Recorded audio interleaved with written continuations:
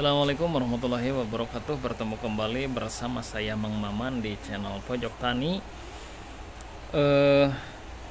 Kalau misalkan ingin membuahkan anggur itu ada dua metode ya, dua cara. Yang pertama adalah teknik pruning dan yang kedua adalah potes pucuk. Pruning atau pangkas total gitu ya. Yang kedua adalah istilahnya disebut potes pucuk ya. Nah, kebanyakan pada umumnya buah anggur itu dibudidayakan secara pruning ya. Jadi dipangkas gitu ya. Nah, kalau potes pucuk saya baru kenalnya itu di Indonesia ya, dari video-video yang banyak di-share di YouTube ya. Dan dari teman juga yang sudah berhasil membuahkan anggur secara potes pucuk.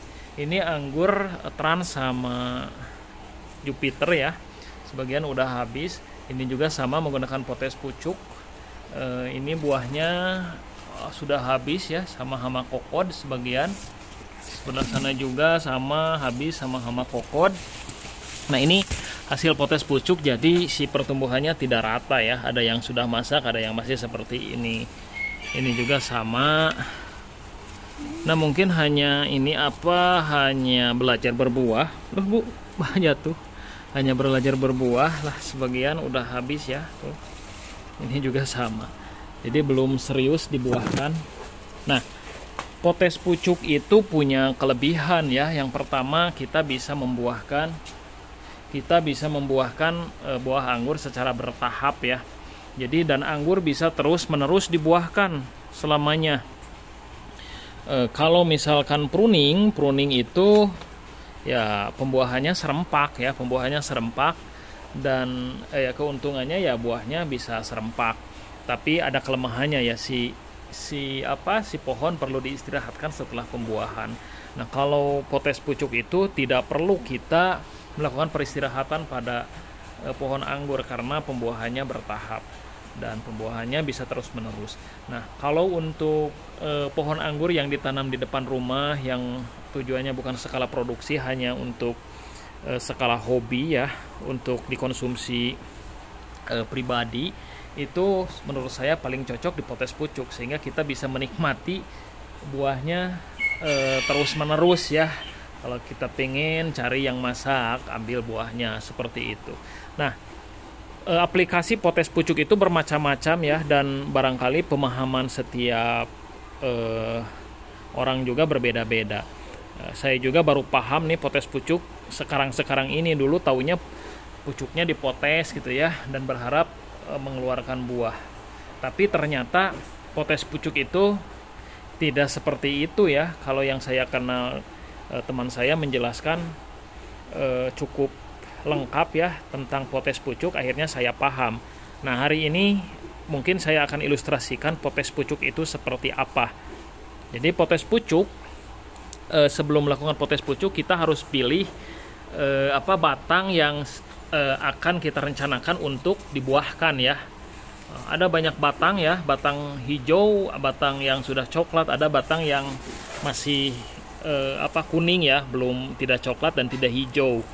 Nah, sebaiknya untuk batang yang ingin dibuahkan dengan cara potes pucuk, kita pilih batang yang sudah coklat gitu ya, batang yang sudah coklat, sudah besarnya sebesar pensil, atau batang yang seperti ini juga bisa ya, batang yang coklat tidak dan hijau tidak, yang sudah ukurannya sudah minimal sebesar pensil ya. Ini bisa kita potes untuk dibuahkan. Nah, ketika ingin melakukan potes pucuk, ketika ingin membuahkan ya sebaiknya kita buat si batangnya itu agar siap dibuahkan ya, dipotes dengan cara dipotes. Nah, caranya seperti apa? Caranya yaitu sebelum melakukan pembuahan pada batang yang dipotes, kita lakukan persiapan dulu ya, menyiapkan nutrisi agar nutrisinya itu kita pastikan ada di batang ini, terisi nutrisi ya dengan bagus. Nah, caranya seperti apa? Caranya yaitu dengan melakukan potes pada tunas air dan batang utamanya.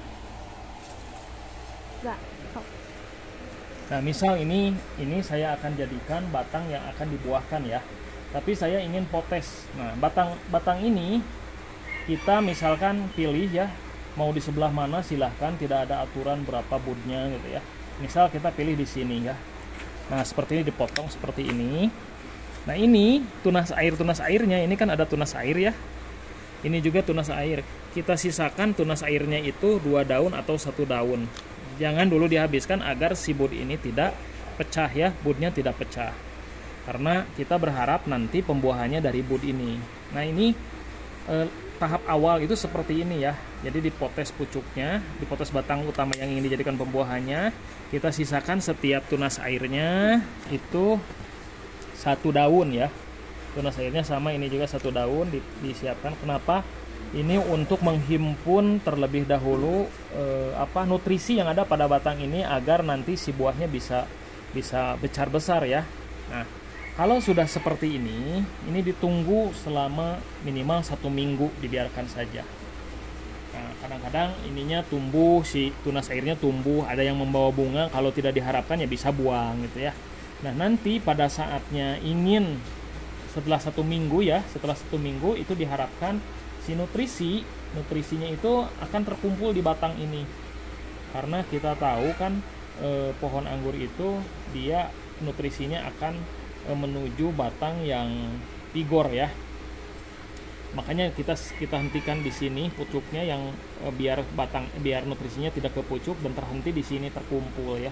Nah, kalau sudah 1 minggu, baru ini kita siap untuk dibuahkan. Nah, caranya adalah dengan menghabiskan tunas airnya ini ya. Ini dipotong.